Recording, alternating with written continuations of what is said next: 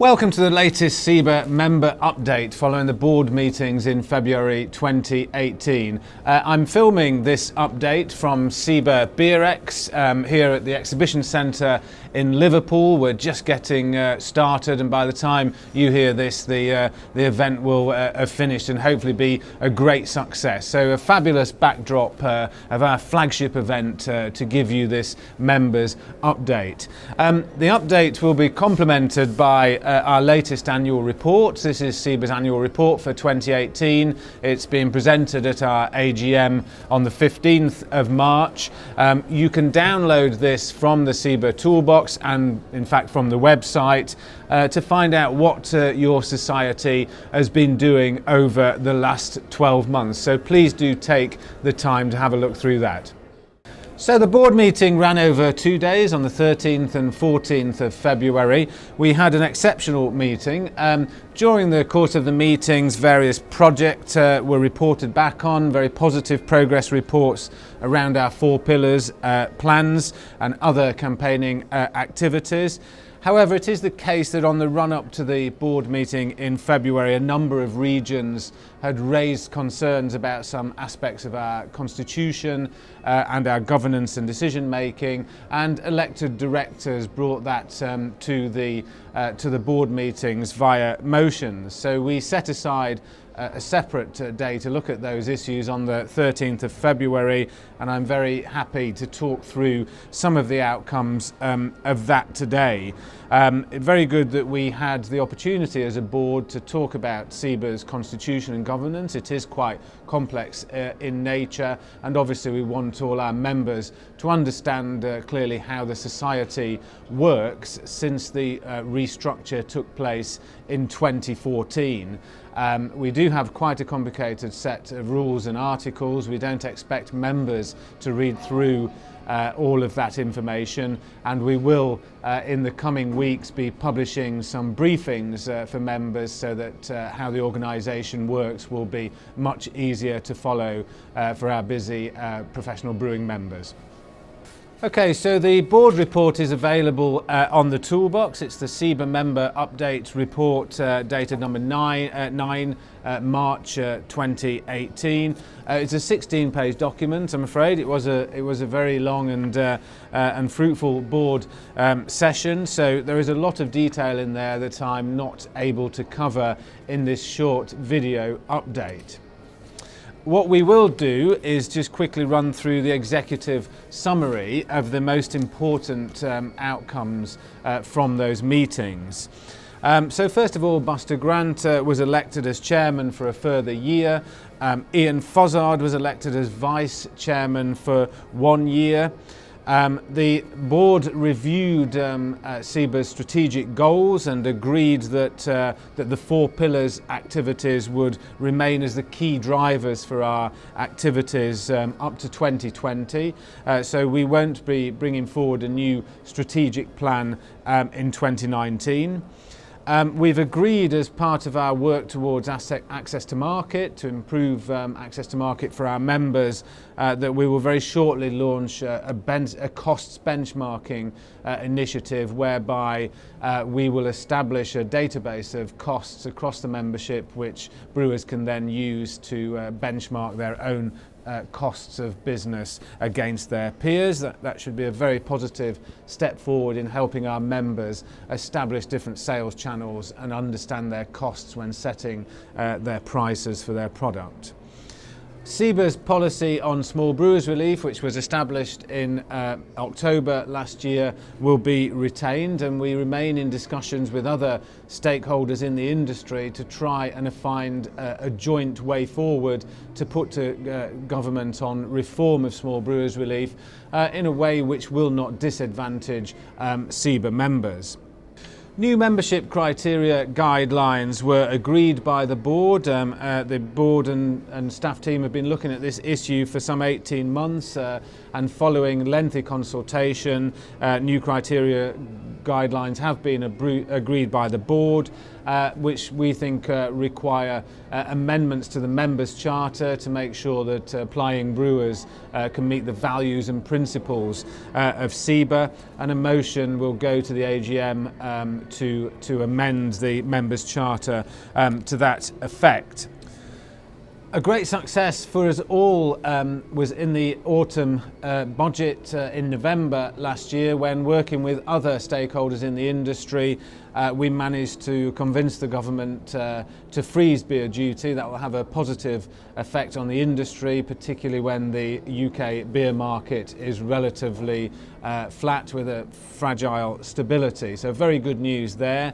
There was also an extension to the rate relief offered to most pubs announced in the budget, also good news, and we will continue to press for a root and branch review of pub business rates to make sure that pub businesses remain viable and are fairly treated so that our members can sell their beers through them.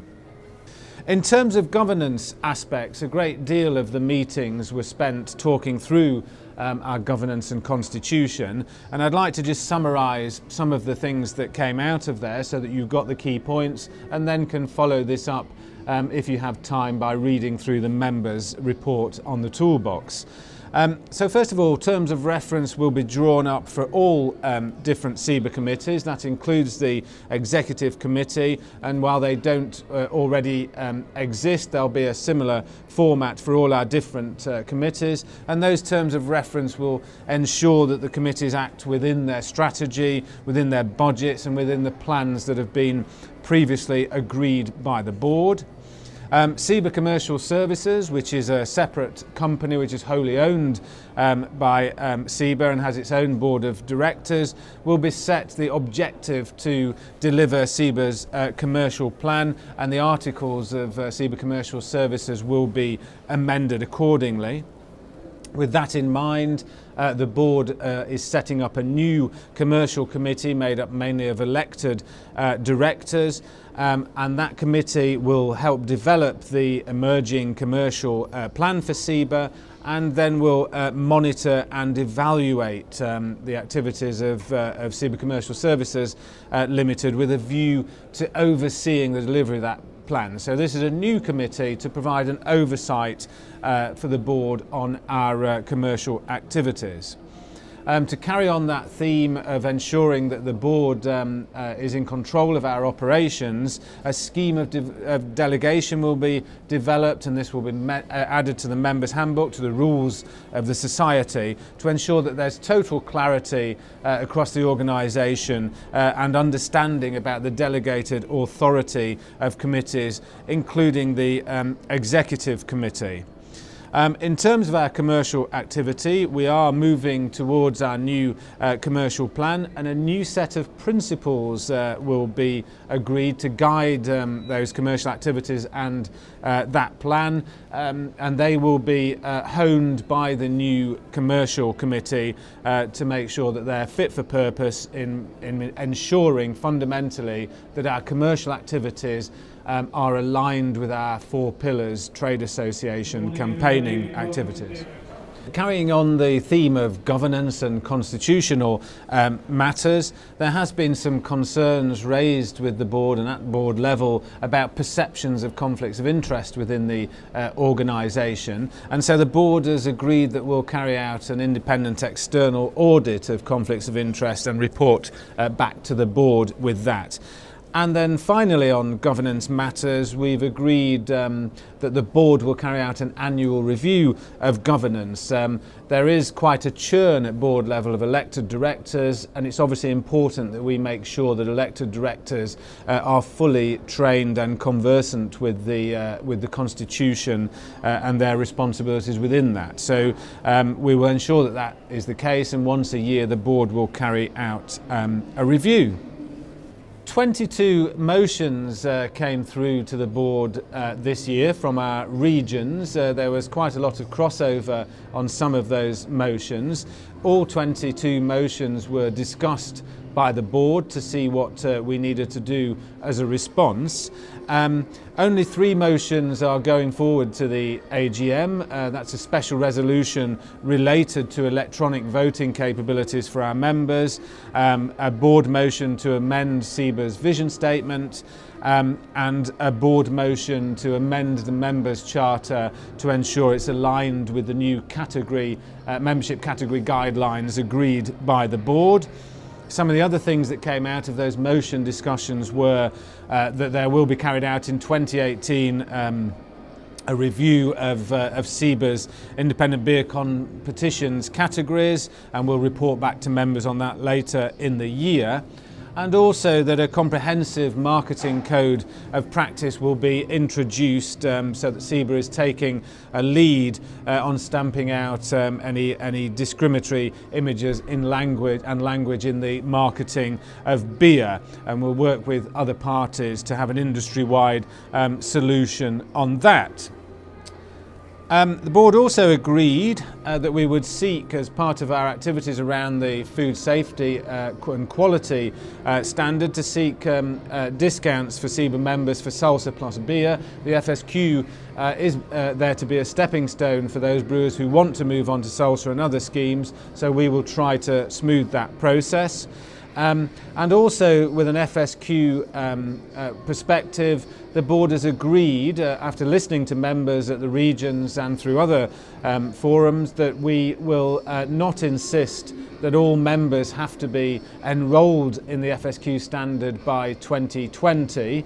However, it's important to realise that all members do need to run their businesses in line with the FSQ, which has replaced the Manual of Good Brewing Practice in SIBA's rules. So I would thoroughly recommend that you look at that, and the audit has obviously been very useful for hundreds of SIBA members in terms of making sure that they do meet the standard and also, of course, are compliant in their business activities. So the FSQ is, I think, a very positive tool. However, the board has agreed that we will not insist that all members have to do that unless those members are trading through Beerflex and SIBA Commercial Services.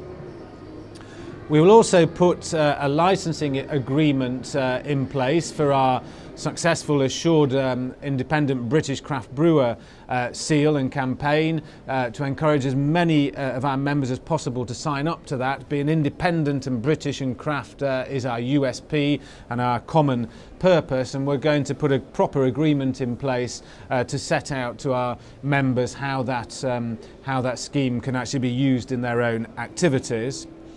And finally, we are doing some work and putting some resource to making sure that each and every one of our member has direct contact with SIBA officials at some point during the year. It's going to be quite a challenge for us, but that plan to be engaged better with our members, I think, is important in terms of increasing the value and engagement with our members. And so we're going to put significant resource into that in 2018 and subsequent years. On the commercial side of things, after reviewed by the commercial team, the Beerflex joining fee, a one-off joining fee of £300 will be discontinued. With so many members now on Beerflex, a review has shown that we can do that, and it seems a sensible way forward. So that will be introduced very shortly. So I hope that gives you a reasonable summary of the activities of the recent board meeting. If you do have any questions, you are very welcome to contact me, mike.benner@siba.co.uk, and if you have any suggestions for future reports, that would be useful. This is not a formal report of the activities of the board, and you will find a much more detailed report, as already stated, on the toolbox. So I hope that you'll be able to take the time to read through that and let me know of any questions that you have. Thank you.